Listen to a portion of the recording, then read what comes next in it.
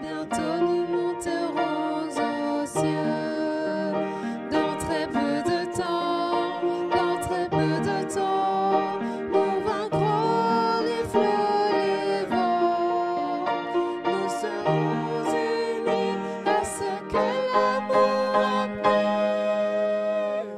Très bientôt nous monterons aux cieux.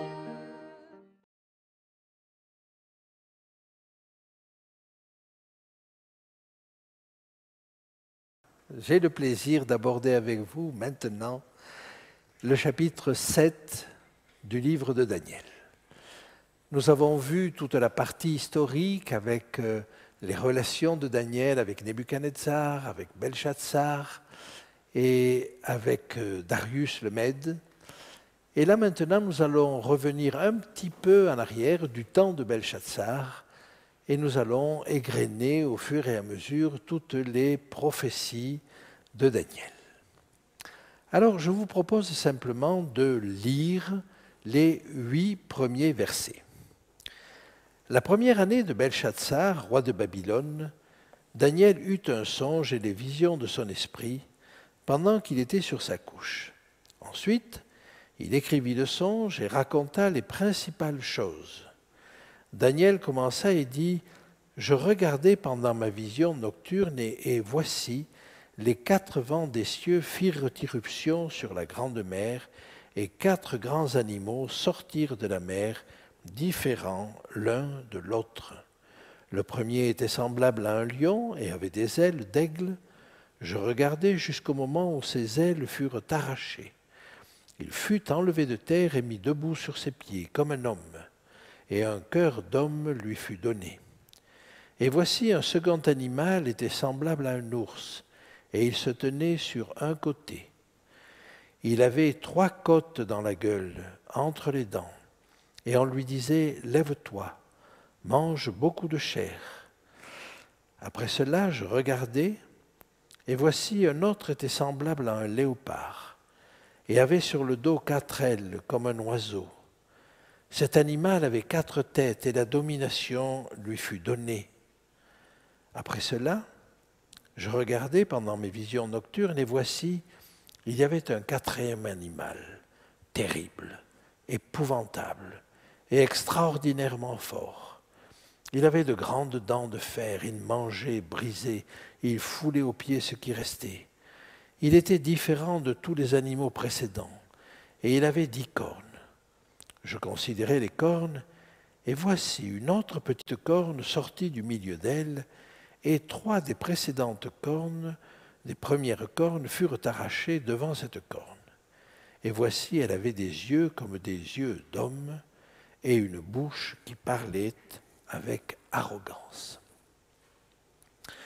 Nous avons là l'énoncé, le premier énoncé de ce texte, de cette prophétie, de cette vision, et nous verrons qu'il y a après des explications. Alors, regardons d'emblée les choses et examinons ce texte avec précision. D'abord, la date, la première année de Belshazzar, roi de Babylone. La première année de Belshazzar, c'est-à-dire la première année de corrégence avec son père, Nabonide. Or, on pense que c'était autour de l'année 552, au moment où Nabonide part à la conquête de l'oasis de Théma, va s'y installer, et où il va laisser son fils Belshazzar à Babylone avoir en réalité les fonctions de roi.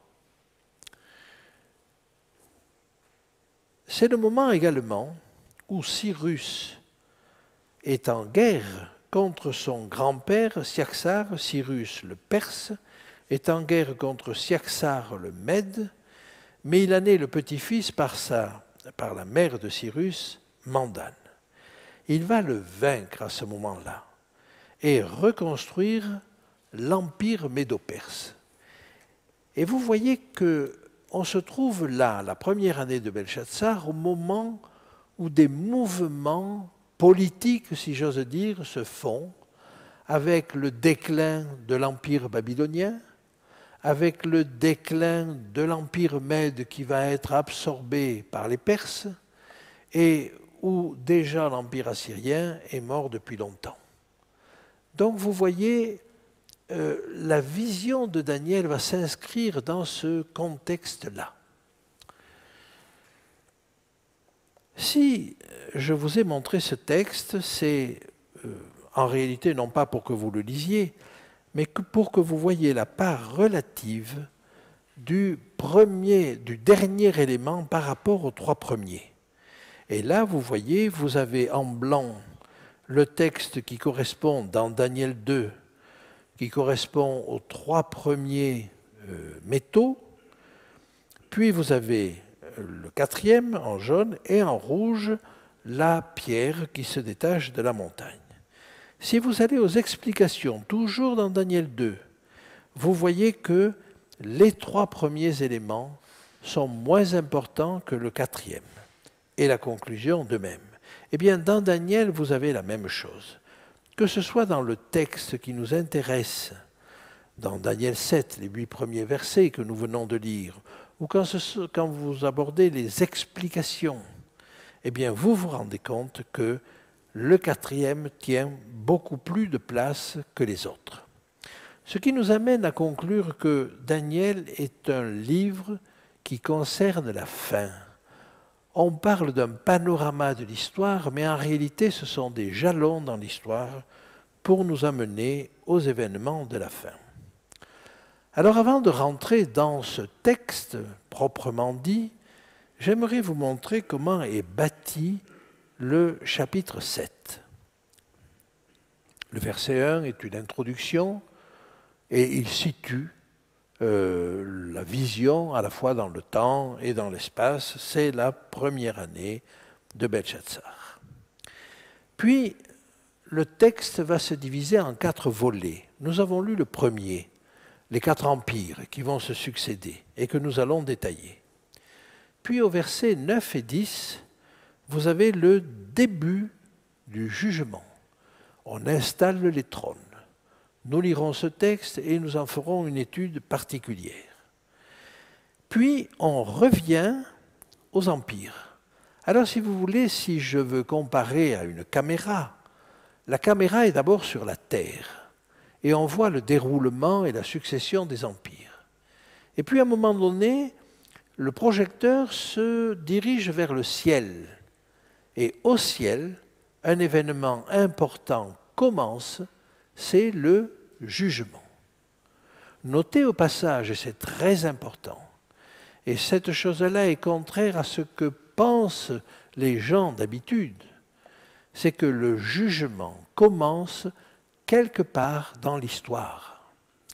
Alors, le jugement commence, versets 9 et 10, la cour de justice s'installe, et puis au verset 11 et 12, on revient à l'histoire, et on nous montre ce qu'est la fin de ces 4 animaux. Et puis encore, dans les 2 versets suivants, versets 13 et 14, on repart vers le ciel. Et on va assister à la fin du jugement et à la conclusion de tout cela. Donc ça, si vous voulez, c'est toute la première partie du chapitre 7. Verset 15, Daniel est extrêmement surpris, il est même choqué, et nous allons voir qu'il va poser des questions. Et il va poser 2 questions. D'abord une question courte, que nous allons examiner. Et il aura une réponse courte, synthétique. Mais il n'a pas ce qu'il veut. Alors il va poser une 2e question, plus précise, grâce à laquelle il va nous donner des renseignements supplémentaires d'ailleurs. Et dans la réponse qui lui sera faite, et qui sera longue et détaillée, nous allons avoir aussi des renseignements complémentaires. Et puis le chapitre se termine avec Daniel qui est malade de ce qu'il vient de voir. Alors nous aurons l'occasion de revenir sur ces choses-là. Donc nous commençons avec ce verset 15 et je vais partir sur les conclusions et sur les questions courtes et longues pour vous montrer quelle est la préoccupation de Daniel. Moi, Daniel, j'eus l'esprit troublé, dit-il, au-dedans de moi, et les visions de ma tête m'effrayèrent. Il va donc poser une première question. Je m'approchai de l'un de ceux qui étaient là. Un de ceux qui étaient là, le verbe koum, c'est-à-dire un de ceux qui étaient assis, un de ceux qui s'étaient assis pour le jugement. Il s'approche donc de l'un des juges, et je lui demandai ce qu'il y avait de vrai dans toutes ces choses. Il me le dit et m'en donna l'explication. Ne trouvez-vous pas la question de Daniel curieuse? Il ne va pas demander d'explication, il va demander ce qu'il y a de vrai dans tout cela. Tellement la chose lui paraît étonnante, ahurissante. Et nous allons essayer de comprendre ce qui le tracasse. Donc il demande ce qu'il y a de vrai. Et on va lui dire que c'est vrai. Vous allez voir que cette question va se répercuter dans les visions suivantes d'ailleurs. Bien. Et puis il va faire donc il aura une réponse courte que nous allons voir. Ces 4 grands animaux sont 4 rois qui s'élèveront de la terre. Mais les saints du Très-Haut recevront le royaume et ils posséderont le royaume éternellement, d'éternité en éternité. Je ne sais pas si on peut avoir un panorama de l'histoire du monde plus synthétique que cela. En une phrase, on vous dit voilà, à partir de maintenant, il y a 4 royaumes qui vont se succéder. Mais au bout du compte, c'est le peuple des saints du Très-Haut qui possédera le royaume et qui le possédera éternellement. Vision synthétique, vision claire, vision juste, mais vous voyez, question courte, qu'est-ce qu'il y a de vrai dans cela? Eh bien voilà ce qu'il y a de vrai. La réalité, c'est qu'il va se succéder 4 royaumes et que, au bout du compte, c'est le peuple de Dieu qui possédera ce royaume. Bien? Alors, j'avance encore un petit peu, et là maintenant, Daniel va poser une question longue, détaillée. Et cette question va nous permettre de comprendre quel est son souci. Son souci n'est pas tant d'essayer de comprendre l'enchaînement des événements, mais il a quelque chose qui le tracasse, et vous allez découvrir quoi. La question va porter sur le 4e animal, celui qui est terrible, celui qui est extraordinairement fort, qui mangeait, brisait, foulait aux pieds. Et par-dessus le marché, pour corser la chose, une petite corne va surgir au milieu des autres cornes et qui faisait la guerre aux saints et l'emporter sur eux. Permettez-moi de vous dire que ça, c'est, pour un juif comme Daniel, inconcevable. Parce que le peuple de Dieu ne nous est pas présenté dans ce cadre-là comme étant égaré ou ayant péché. Et voilà que l'animal puis la corne vont s'acharner sur ce peuple de Dieu et l'emporter sur lui. Encore maintenant, est-ce que la question majeure que se posent les hommes n'est pas « mais si Dieu existait, est-ce que tout cela aurait lieu? Est-ce qu'il y aurait des enfants qui souffrent? Est-ce qu'il y aurait des guerres? Est-ce qu'il y aurait des tremblements de terre? Est-ce qu'il y aurait des tsunamis ?» Et vous voyez que la question que se pose Daniel est une question universelle. Et là, il ne comprend pas. Que son peuple ait été déporté parce que son peuple a fait n'importe quoi et s'est séparé de Dieu, ça, il le comprend. Mais qu'un peuple de saints, qu'un peuple de personnes se conduisant bien vis-à-vis de Dieu soit l'objet de persécution, ça, il ne le comprend pas. Et entre nous, est-ce que nous ne sommes pas comme lui à avoir des difficultés à comprendre cela? Alors nous étudierons ce point en particulier, mais voilà, je voulais vous souligner ce côté étonnant, la question fondamentale qu'il se pose. Et vous voyez que ça n'est pas une question d'interprétation de la prophétie, c'est une question de fond sur la souffrance des élus. Évidemment, au bout du compte, Dieu fait droit à ses fidèles. Alors il va avoir une réponse longue. Et cette réponse va reprendre les caractéristiques du quatrième animal, des 10 cornes qu'elle porte, de la petite corne qui va surgir au milieu des 10 cornes, ses moyens, sa durée, le jugement.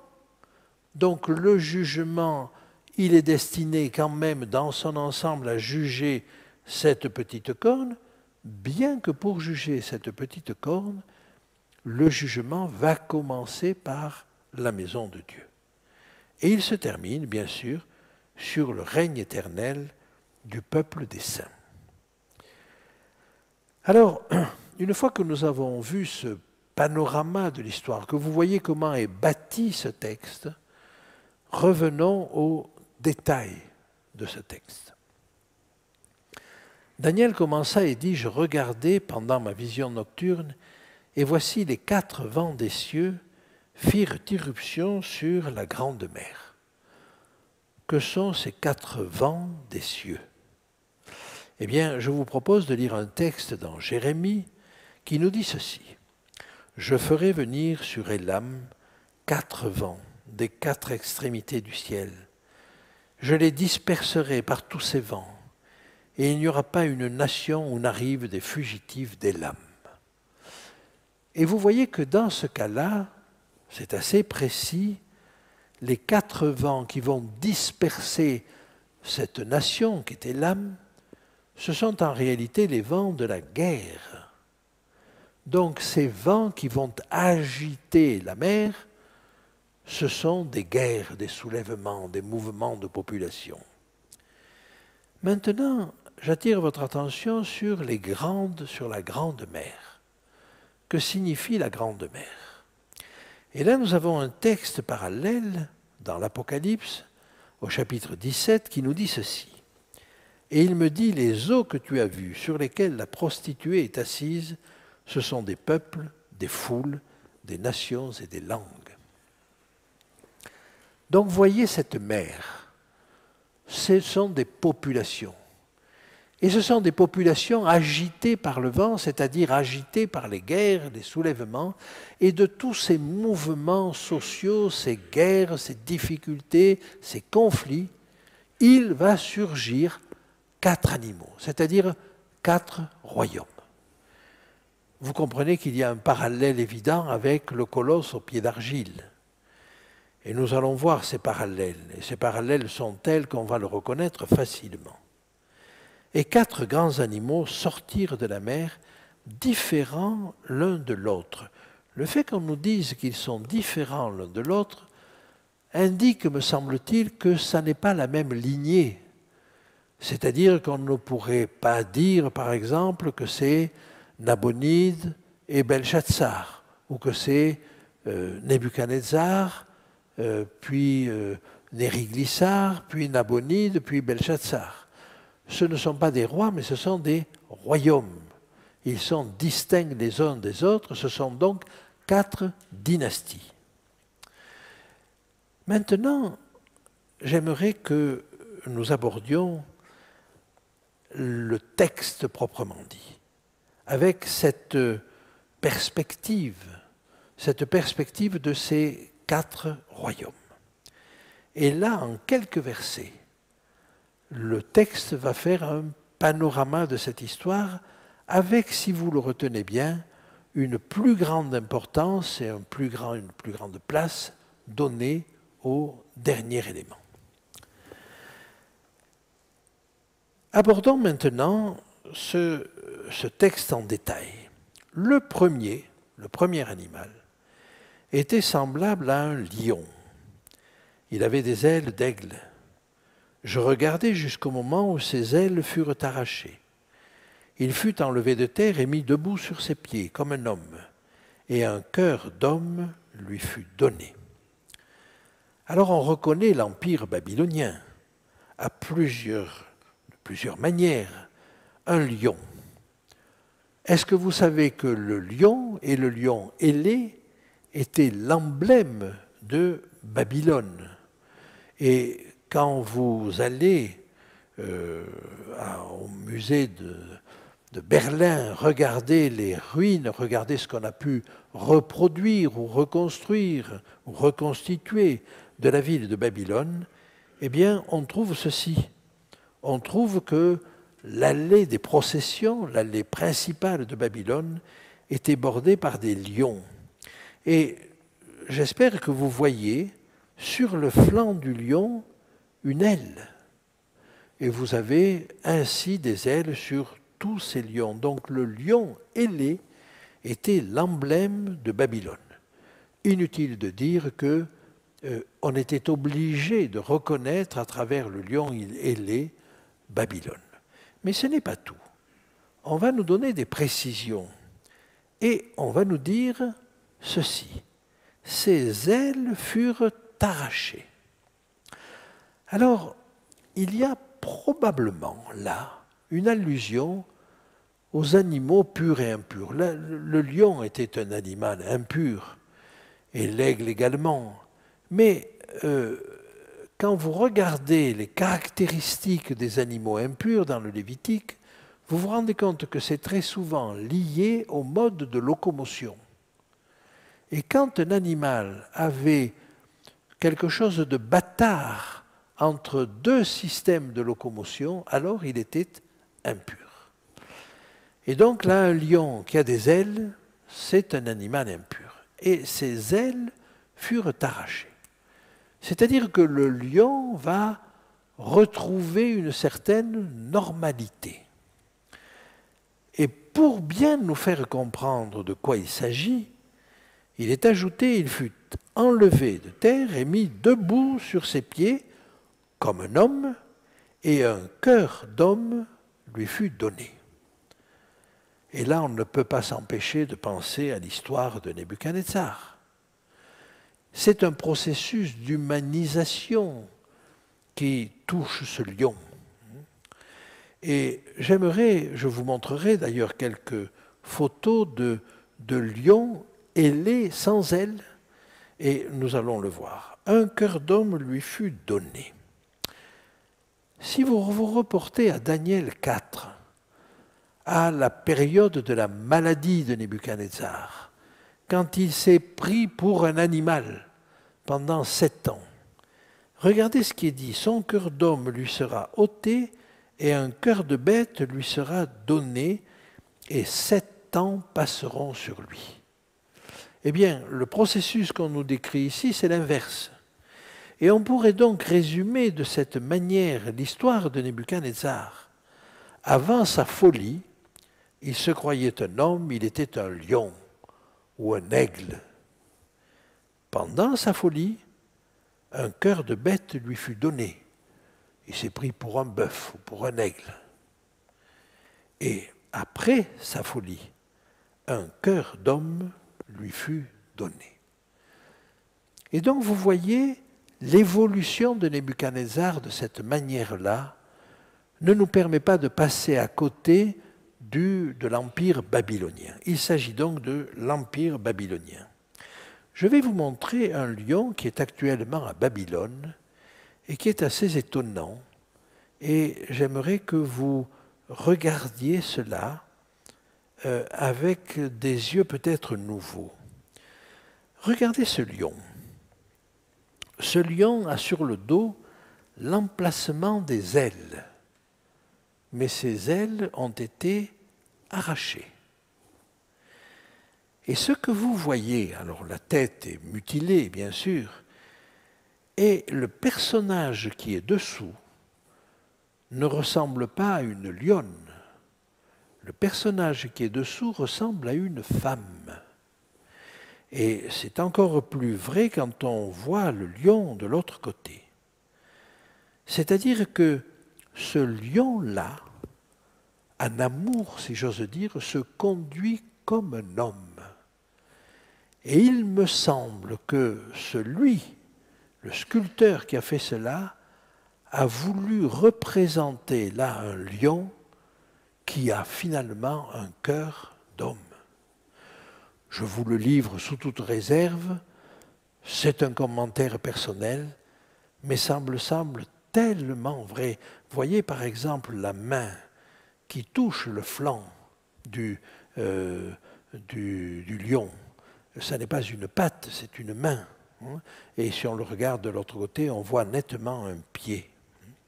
Alors, j'avance un petit peu, et la dynastie babylonienne, eh bien, elle s'établit comme suit, avec Nabopolassar, bien sûr, qui a créé cet empire, Nebuchadnezzar, qui a régné plus de 40 ans, et puis, vous le savez, son fils Amel-Marduk, son gendre Nériglissar, qui a régné quelques années simplement, Lamachi-Marduk, son fils, qui a régné quelques mois, puis Nabonide, qui a vu tomber Babylone lors de sa 17e année, et son fils Belshazzar, qui semble-t-il est monté sur le trône quelques 3 ans plus tard et a été associé à son père.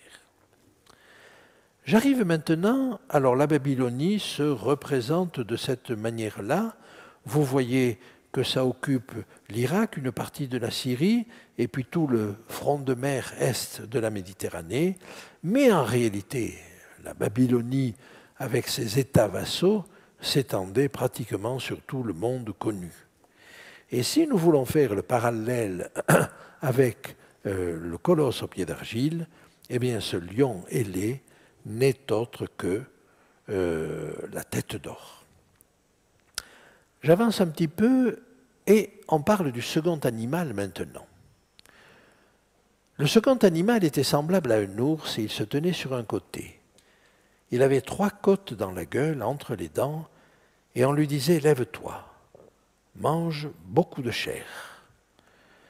Il s'agit de l'empire médo-perse, mais les caractéristiques qui vont nous être données vont nous confirmer cela. Il se tenait sur un côté.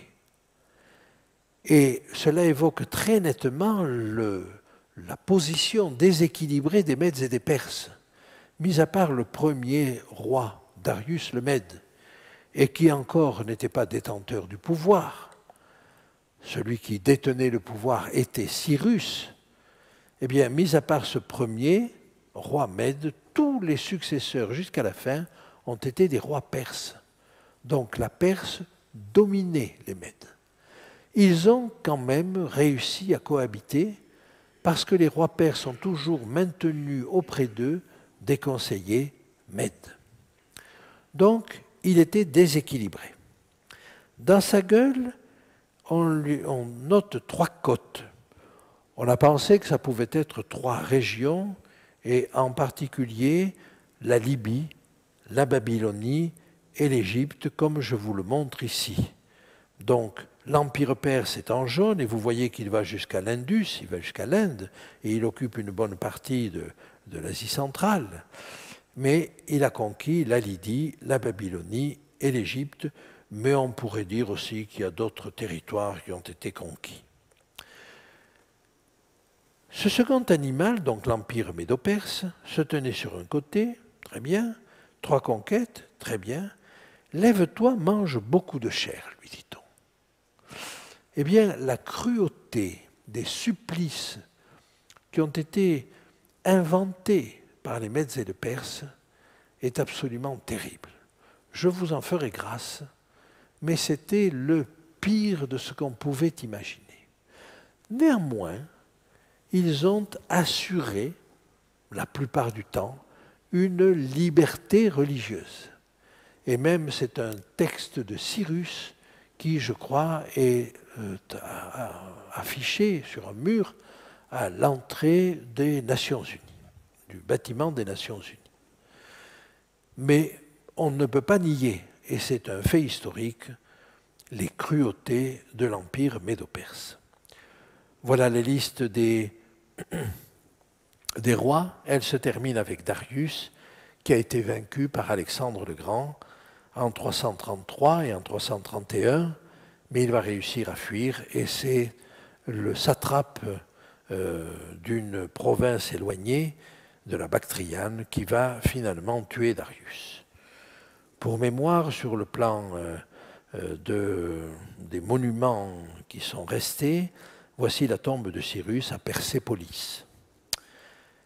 Si on veut comparer maintenant avec le colosse au pied d'argile, eh bien cet ours, son équivalent est la poitrine et les bras d'argent. J'avance encore un petit peu et après cela je regardais et voici un autre était semblable à un léopard et avait sur le dos 4 ailes comme un oiseau. Cet animal avait 4 têtes et la domination lui fut donnée. Nous continuons dans l'histoire tout simplement et ce qui a succédé à l'empire médo-perse, c'est l'empire grec avec Alexandre le Grand, mais dont le royaume n'a pas duré et qui s'est partagé entre 4 de ses généraux, donc ses successeurs, qu'on appelait donc les diadoques, les successeurs. Quelques éléments supplémentaires quand même nous permettent de comprendre que quelques détails, quelques précisions nous sont données.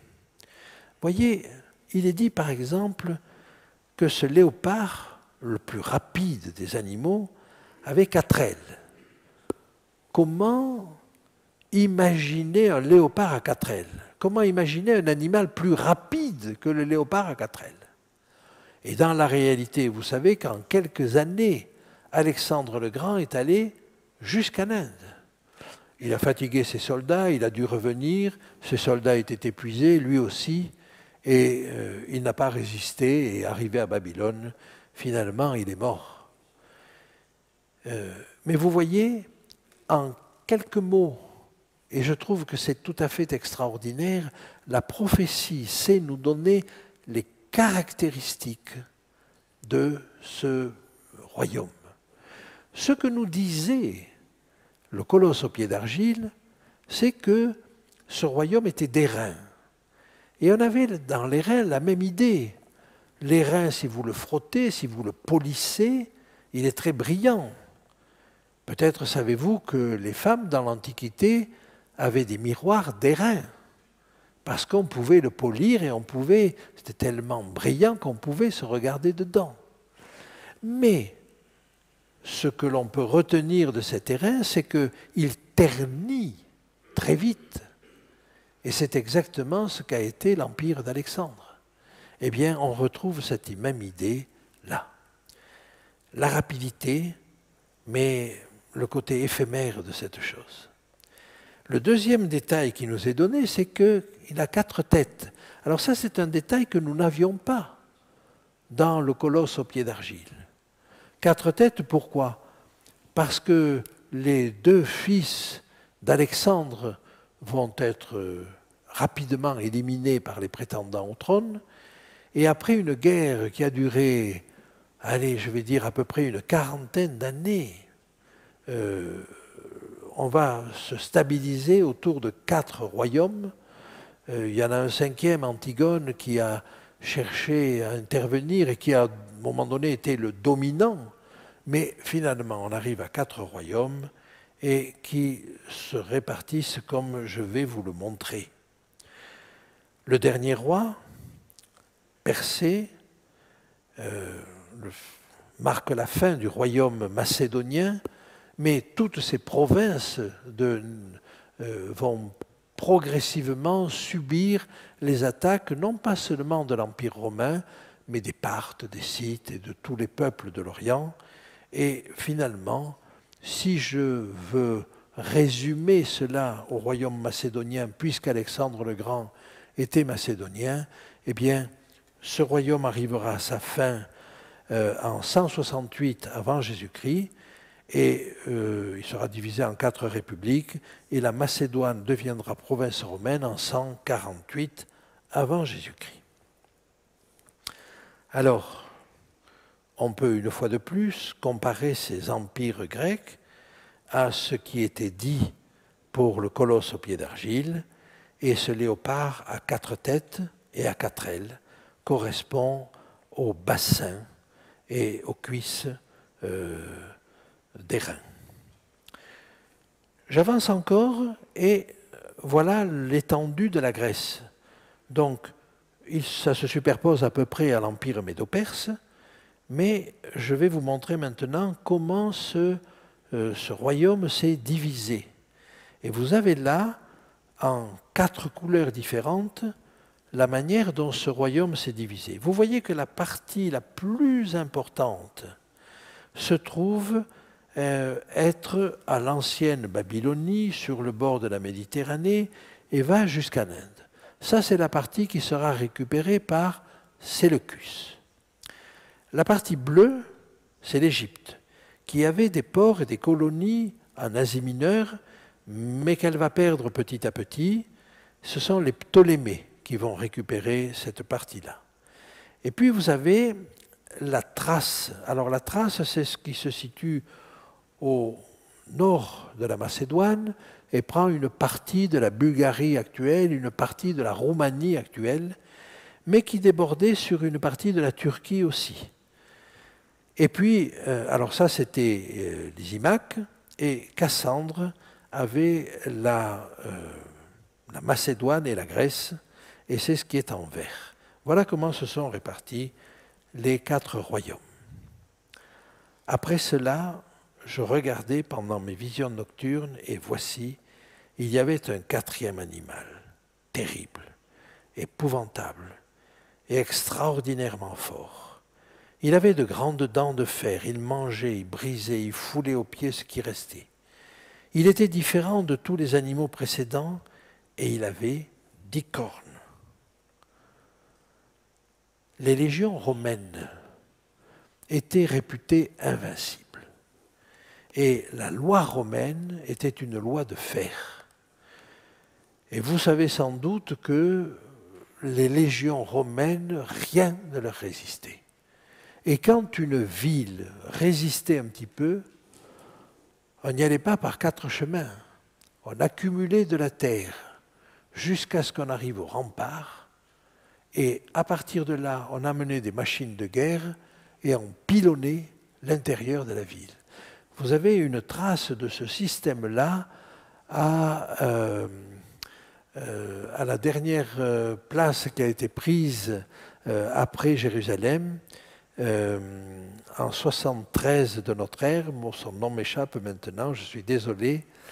Mais vous voyez là une rampe qui monte jusqu'au sommet de ce piton. Donc, une loi de fer, un système militaire de fer, et on ne peut pas décrire plus précisément l'Empire romain. Notez que les jambes du colosse d'argile du colosse au pied d'argile étaient de fer. Et donc vous avez là une similitude qui permet une fois de plus de le reconnaître. Vous voyez qu'à travers quelques caractéristiques légères, peu nombreuses, elles sont suffisantes pour nous permettre de comprendre de qui il s'agit. Et puis il y a l'enchaînement de l'histoire, bien entendu. Alors, j'aimerais maintenant avancer et nous allons arriver au fait qu'il était différent. Il était différent en quoi? Tous les autres royaumes étaient des monarchies. Or, l'Empire romain n'était pas une monarchie. Oh, ça ressemblait à une monarchie. Mais c'était une république. C'est-à-dire que le successeur d'un empereur n'était pas forcément son fils. Parfois, ça arrivait, mais normalement, il était nommé par le Sénat. Et vous voyez que c'est un système différent. Par conséquent, on va se trouver devant des problèmes différents. Et le potentat qui va vouloir régner va devoir d'abord gagner les bonnes grâces du Sénat. Ça n'a pas empêché les rivalités entre César et Pompée, entre différentes personnes, entre Othon, Galba et d'autres Césars, mais il n'empêche que même si l'appétit de l'homme est toujours le même pour le pouvoir, le système était différent. Ce n'était pas une monarchie. Il avait 10 cornes. Et vous voyez qu'en nous disant il avait 10 cornes, là, la prophétie nous projette dans l'avenir par rapport à l'Empire romain. L'Empire romain n'était pas divisé en 10. Par contre, il va subir les attaques des barbares, et ces attaques barbares vont le faire exploser. Alors d'abord, pour faire face à tous ces barbares, on va le scinder en deux, l'Empire romain d'Orient et l'Empire romain d'Occident. Mais ça ne va pas suffire, et l'Empire romain d'Orient va subsister sous la forme de l'Empire byzantin, hein, avec Byzance comme capitale, c'est-à-dire Constantinople. Mais l'Empire romain d'Occident, lui, va éclater. Et il va éclater de telle sorte que c'est environ une dizaine de tribus ou de pays qui vont émerger de cet ancien empire.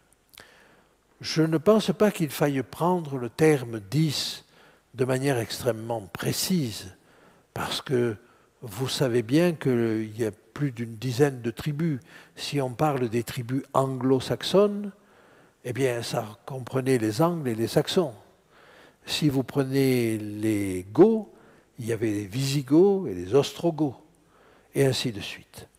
Et si on fait le tour de tout, eh bien, il y avait encore des petites tribus. Donc, je ne crois pas qu'on puisse prendre le chiffre 10 de manière tout à fait littérale, mais c'est très proche de cela.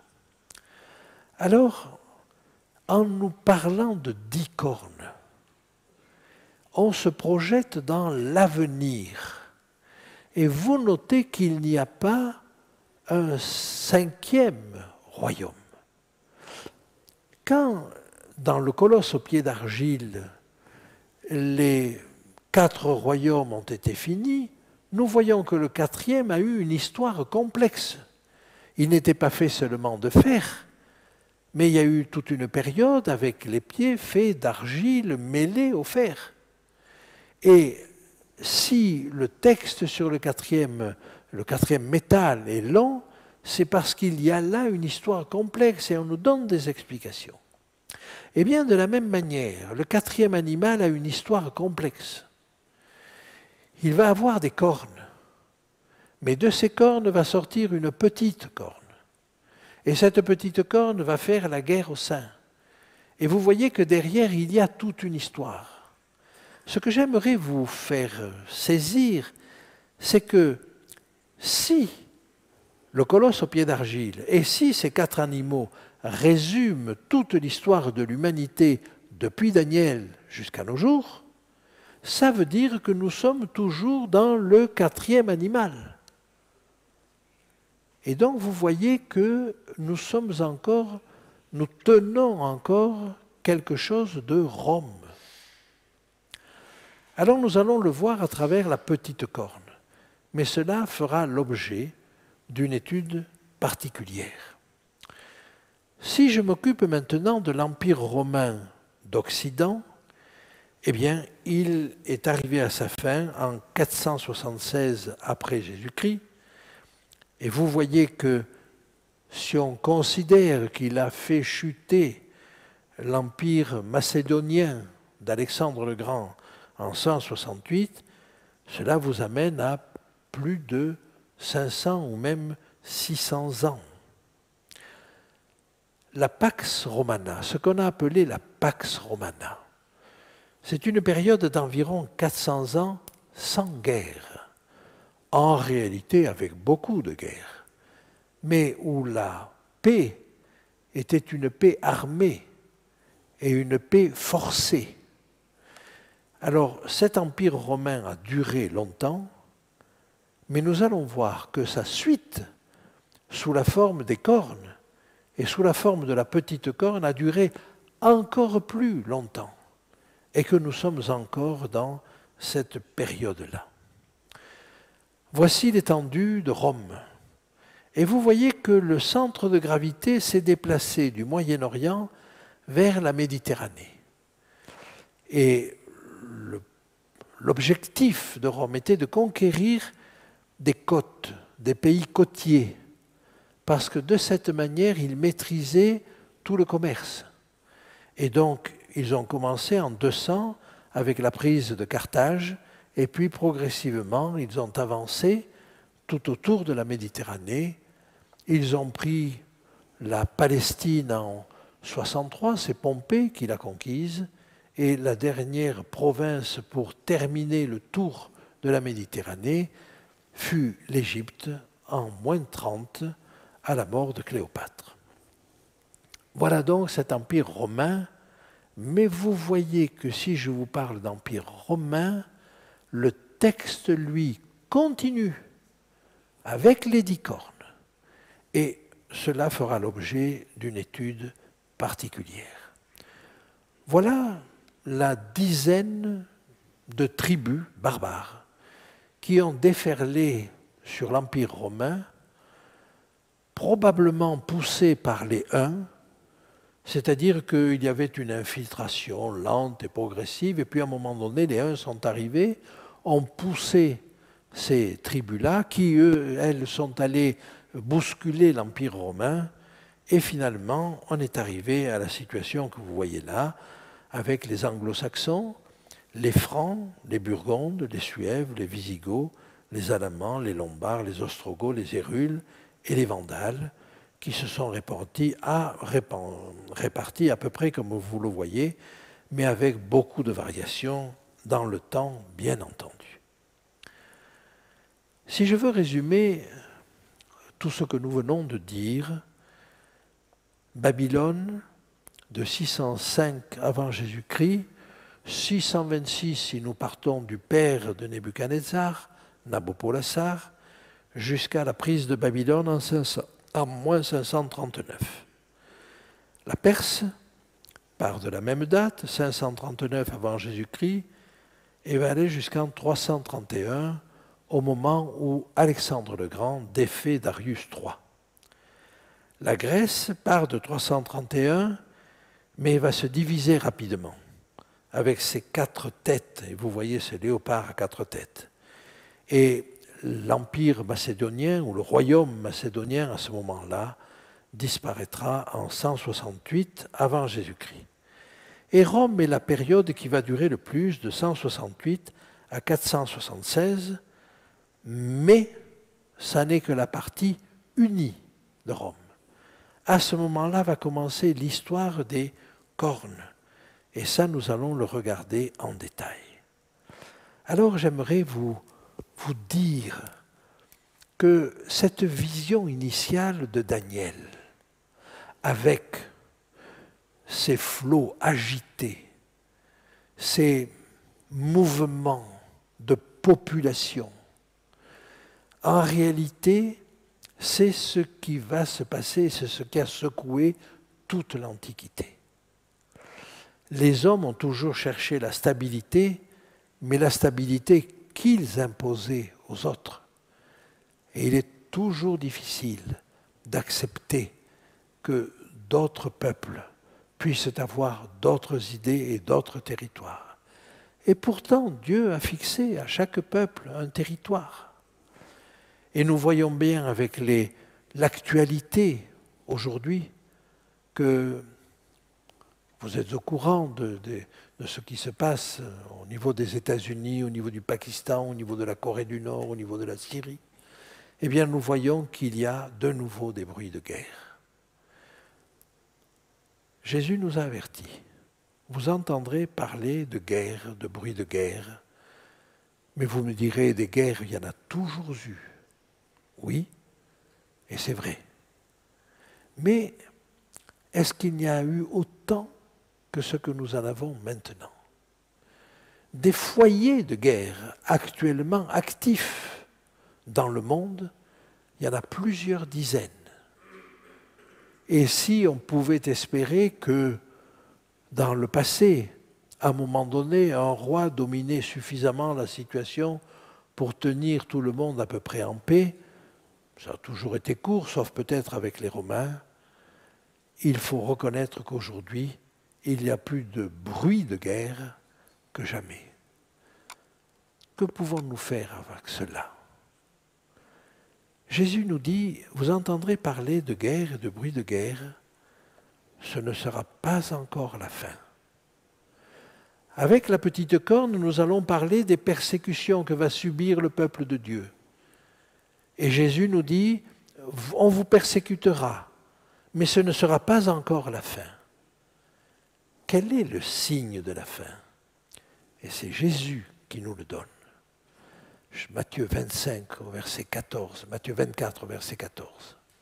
Et il nous dit ceci, cette bonne nouvelle du royaume sera prêchée dans le monde entier pour servir de témoignage à toutes les nations, alors, et permettez-moi d'ajouter, et alors seulement viendra la fin. Alors voyez, les hommes sont intéressés à la conquête du pouvoir, à la conquête des territoires. Mais Dieu lui a un autre objectif, c'est de sauver le plus grand nombre. Et c'est quand cette bonne nouvelle aura été prêchée au monde entier que là, on pourra espérer que la fin vienne. Et elle viendra rapidement à ce moment-là. Que Dieu nous aide à avoir la même perspective, le même objectif, et de ne pas nous laisser égarer par les conflits de l'un, de l'autre, ou partout, dans quels que soient les groupes, mais que nous soyons fixés sur cet objectif que Jésus nous a donné.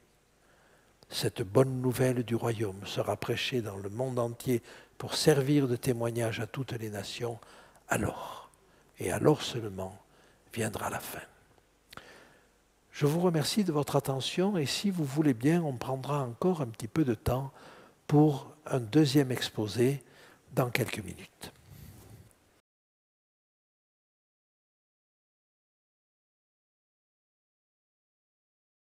Ce que je vous propose donc, c'est d'examiner cet élément neuf que nous trouvons dans le chapitre 7 et qui correspond au jugement, je pourrais dire au bilan de cette histoire. Et vous l'avez vu, je vous l'ai souligné, mais nous allons le voir encore, ce bilan commence avant la fin de l'histoire de notre monde. Alors, là encore, ça va à l'encontre des idées les plus reçues. Ça va à l'encontre de l'idée qui voudrait que chacun est jugé à sa mort. Or, ça n'est pas le cas. Ça n'est pas ce que nous dit la parole de Dieu. La parole de Dieu nous dit que Dieu a réservé un jour où il jugera le monde. Donc ça n'est pas à notre mort, ça n'est pas non plus tout à fait à la fin, une fois que l'histoire du monde sera finie. Non, ça commence avant. Et ça, c'est quelque chose de neuf, et c'est quelque chose qui mérite d'être souligné. Alors, avançons maintenant avec les versets 9 à 14. Je regardais pendant que l'on plaçait des trônes. Le fait que des trônes soient installés montre que c'est quelque chose qui n'existait pas avant. C'est-à-dire que ça n'est pas une sorte de jugement permanent. Non, il y a à un moment donné, un moment où on installe des trônes et où on va juger. Vous allez voir la suite du texte. Et l'Ancien des jours s'assit. Son vêtement était blanc comme la neige et les cheveux de sa tête étaient comme de la laine pure. Le blanc et la pureté sont à l'évidence là destinés à nous donner la qualification du juge. Un juge ne peut juger que s'il est lui-même hors de tout soupçon. Donc, on nous le dit, les vêtements étaient blancs comme de la neige et les cheveux de sa tête étaient comme de la laine pure. Son trône était comme des flammes de feu et ses roues comme un feu ardent. Alors, un char de feu, eh bien, nous le connaissons à travers le texte d'Ézéchiel, qui était un contemporain de Daniel. Et Ézéchiel, dans le premier chapitre, la première vision, nous décrit ceci.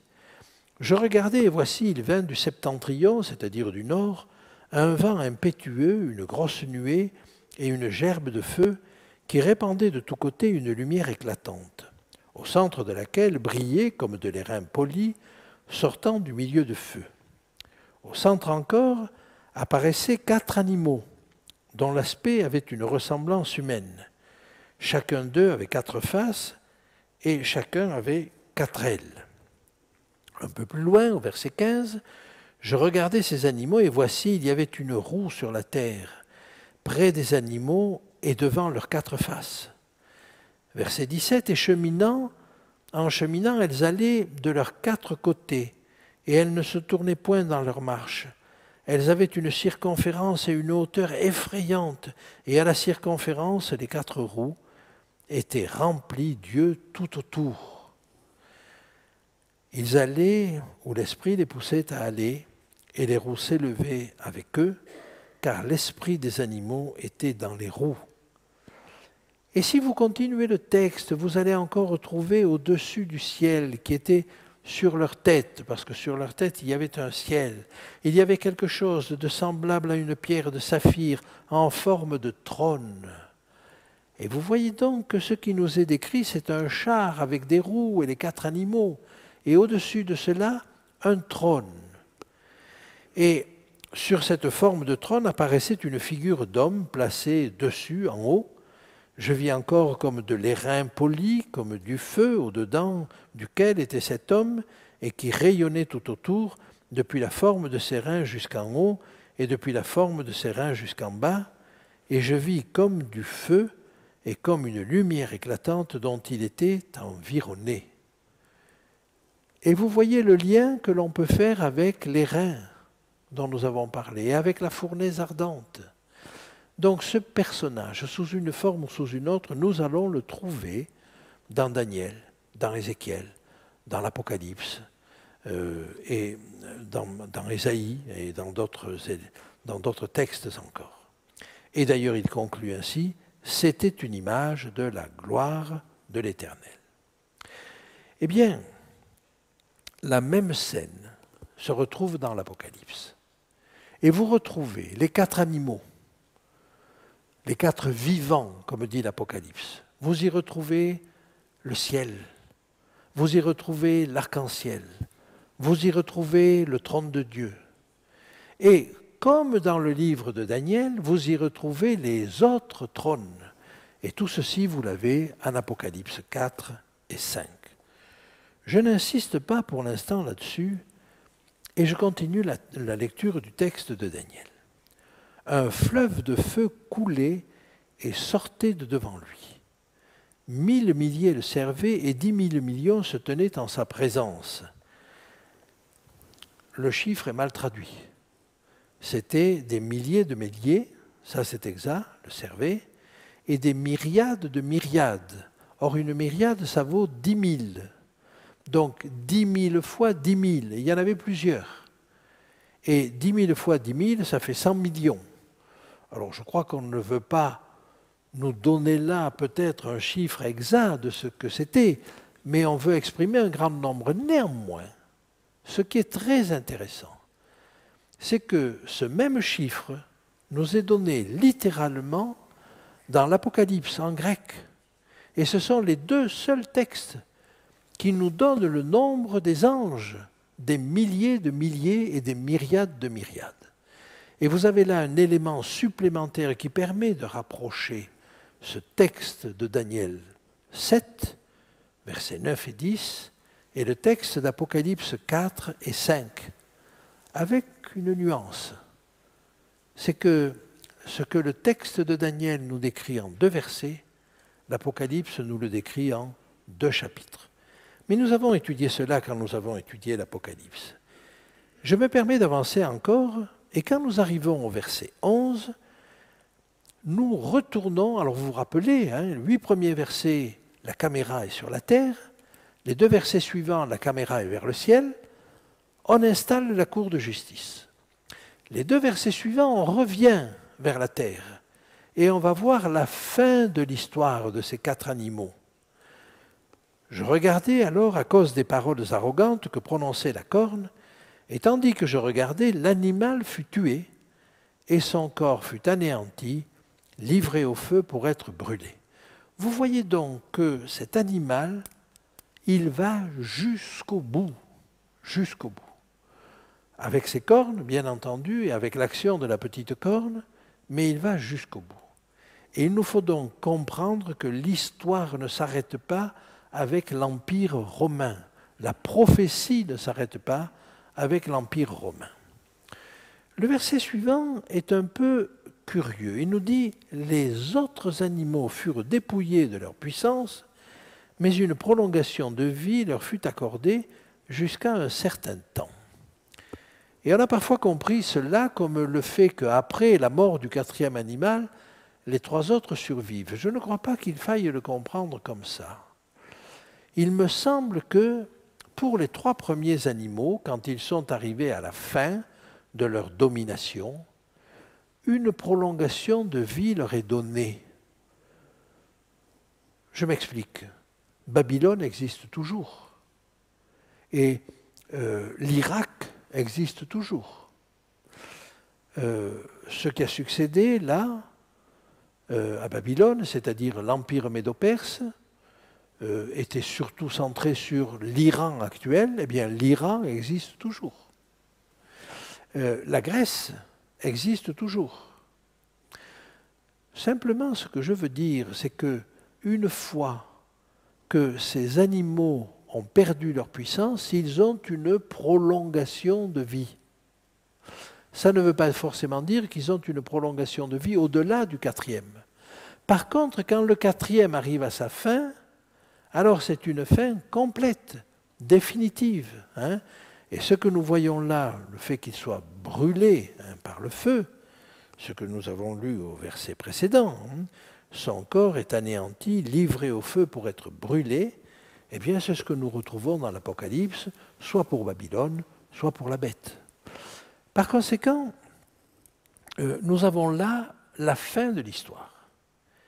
Et maintenant, si nous allons au verset suivant, nous lisons quelque chose d'étonnant. Je regardais pendant mes visions nocturnes, et voici sur les nuées des cieux arriva quelqu'un de semblable à un fils de l'homme. Et vous voyez que la caméra se porte de nouveau vers les cieux. Donc je résume 8 versets sur la terre, 2 versets aux cieux, début du jugement, 2 versets vers la terre pour la fin de l'histoire, et 2 versets au ciel pour nous dire comment va se terminer ce jugement. Et donc, un nouveau personnage apparaît, qui n'était pas apparu dans les précédents. Au verset 9 et 10, quand on installe les trônes, eh bien, il y avait l'Ancien des jours, il y avait les 4 animaux, il y avait la multitude des anges, les 4 animaux sous la forme du chariot de feu, hein, et puis il y avait les juges. Maintenant arrive un nouveau personnage. Eh bien, quand vous regardez le texte d'Apocalypse sur les chapitres 4 et 5, au chapitre 4, vous avez tous les personnages de Daniel au verset 9. Mais avec le chapitre 5, apparaît un nouveau personnage, l'agneau. Et c'est celui qui apparaît ici. Et avec ces 2 caractéristiques qui nous sont données ici, un fils de l'homme qui s'avance vers l'ancien des jours et qui arrive sur les nuées des cieux, je pense qu'on peut demander à n'importe quel chrétien quel est le personnage qui est un fils de l'homme et qui s'avance sur les nuées des cieux, et chacun y reconnaîtra Jésus. Mais que fait-il? Il s'avança vers l'ancien des jours. Dans le sanctuaire céleste, Dieu le Père se tient où? Dans le lieu très saint. Il est partout, nous sommes d'accord. Mais il siège entre les 2 chérubins au-dessus de l'arche. S'approcher de l'ancien des jours signifie arriver vers le lieu très saint. Et dans le service du sanctuaire, s'approcher du lieu très saint, c'est s'approcher de cette purification du sanctuaire dont nous savons qu'elle a commencé avec le jugement. Nous aurons l'occasion de revenir là-dessus. Il s'avança vers l'ancien des jours et on le fit approcher de lui. lui donna, verset 14, la domination, la gloire et le règne. Et tous les peuples, les nations et les hommes de toute langue le servirent. Sa domination est une domination éternelle qui ne passera point, et son règne ne sera jamais détruit. Ce règne éternel, il arrive quand? Est-ce qu'il arrive au milieu du 19e siècle? Ce n'est qu'à la fin du jugement. Quand on lui donne la domination, quand on lui donne le royaume, qu'est-ce que c'est que ce royaume? Qui fait partie du royaume? Sinon les enfants de Dieu, sinon les élus. Et comment sait-on que quelqu'un fait partie du royaume et des élus tant que le jugement de la maison de Dieu n'est pas fini? Et par conséquent, c'est à la fin de ce jugement qui est réservé à la maison de Dieu qu'on sait qui fait partie des élus et qu'on lui remet le royaume. Et vous voyez donc que là, c'est un événement qui n'a pas encore eu lieu, qui est encore dans l'avenir. Alors, le parallèle, eh bien, c'est dans Apocalypse 11, 15, à la 7e trompette. Je vous lis ce texte.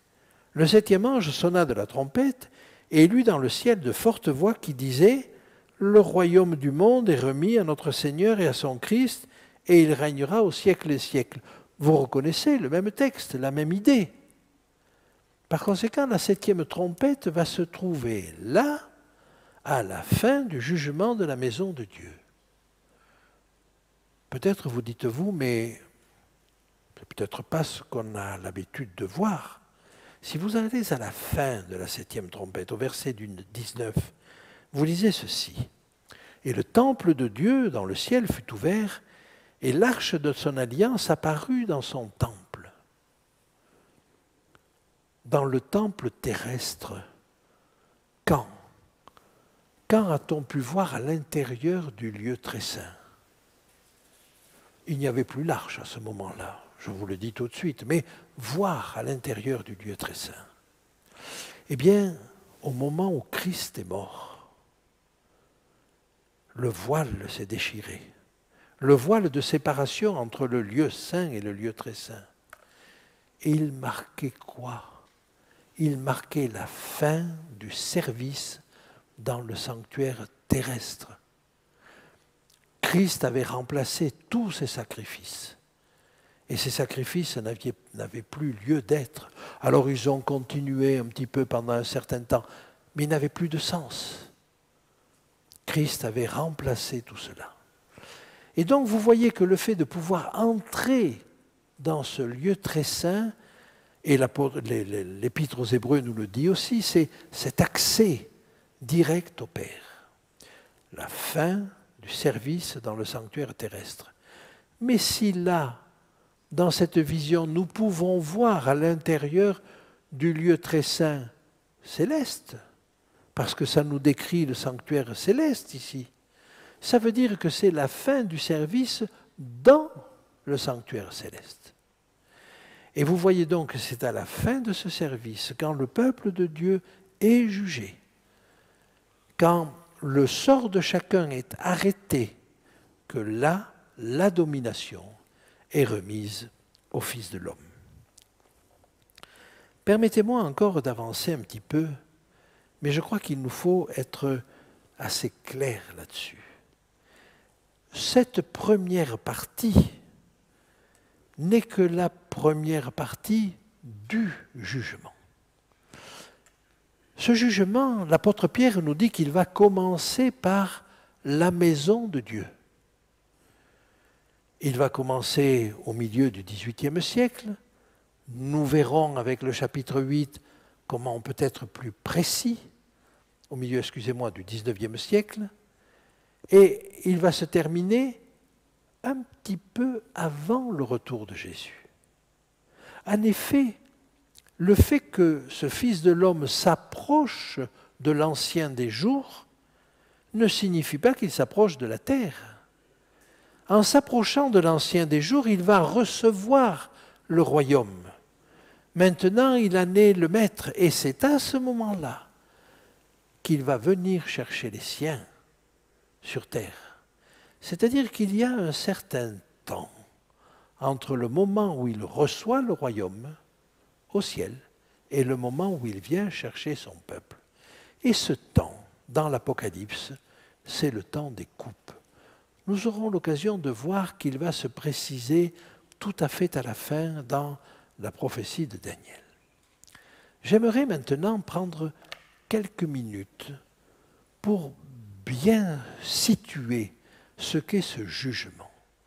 Est-ce que le jugement de la maison de Dieu a besoin d'être distinct du jugement du reste des hommes? Est-ce qu'au fond, quand on a jugé les enfants de Dieu, est-ce que les autres ne sont pas jugés ipso facto? Non. Et je sais qu'en Belgique, vous avez un système qu'on appelle le système de la chambre des mises en accusation. Une fois que dans un procès, on a réuni l'ensemble des éléments qu'on appelle l'instruction du jugement. C'est-à-dire qu'on a rassemblé tout ce qui peut être à charge ou à décharge pour chacun des tenants, pour chacun des participants ou des inculpés dans un jugement. À ce moment-là, quand le juge instructeur a fait son travail, il remet ce travail à la chambre des mises en accusation. Alors je ne sais pas si le système est toujours en vigueur, et la chambre des mises en accusation va prendre le cas de chacun de ceux qui sont cités dans le dossier. Et ceux qui sont cités dans le dossier vont être soit mis en accusation, soit écartés de l'accusation. Eh bien, c'est ce temps-là, le fait d'être mis en accusation ou écarté de l'accusation, qui correspond à ce jugement de la maison de Dieu. C'est la fin, si vous voulez, c'est la dernière phase de l'instruction du jugement. Les enfants de Dieu, aucun d'eux ne mérite le salut. Nous sommes d'accord. Mais ils sont au bénéfice du sacrifice de Christ.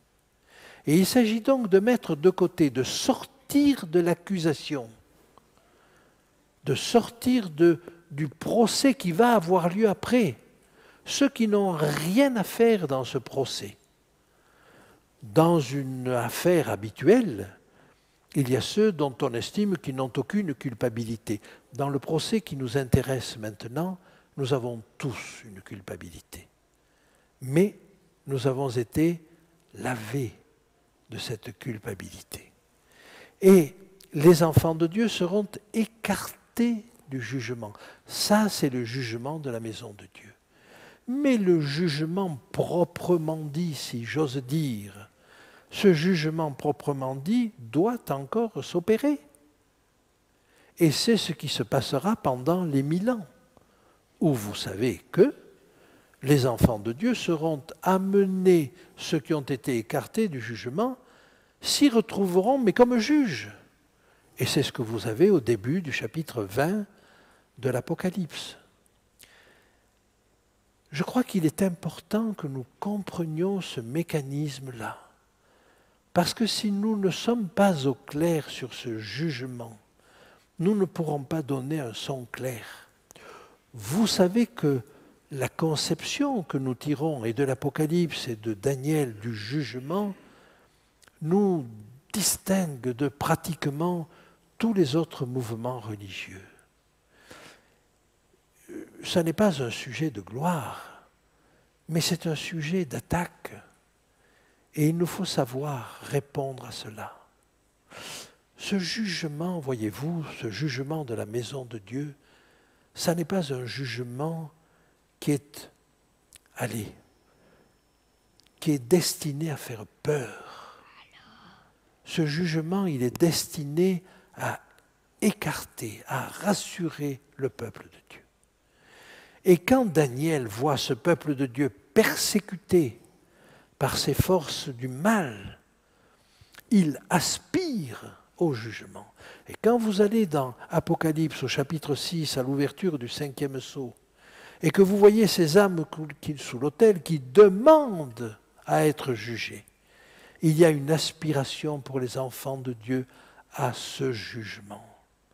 Ce n'est pas un jugement de terreur, c'est un jugement de libération.